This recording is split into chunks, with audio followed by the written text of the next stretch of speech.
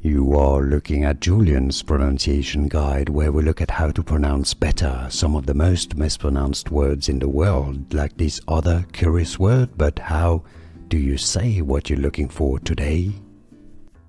Let's learn once and for all how to pronounce this name correctly in French. French mathematician and physicist. If you want to learn more names from science, mathematics, French, stay tuned. I've got more videos you'll definitely want to learn from.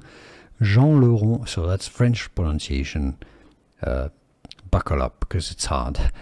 Jean, that's French for John. Jean Leron d'Alembert.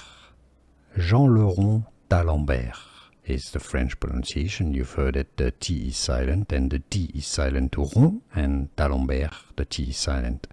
Jean Leron d'Alembert. Now, if you cannot pronounce French perfectly, I suggest you say it as Jean Leron d'Alembert. Jean Leron d'Alembert. From French, Jean Leron d'Alembert. Here are more videos on how to pronounce more confusing words and names too many mispronounced. Like this video if you found it useful. I appreciate your support. I'll see you soon and thanks for watching.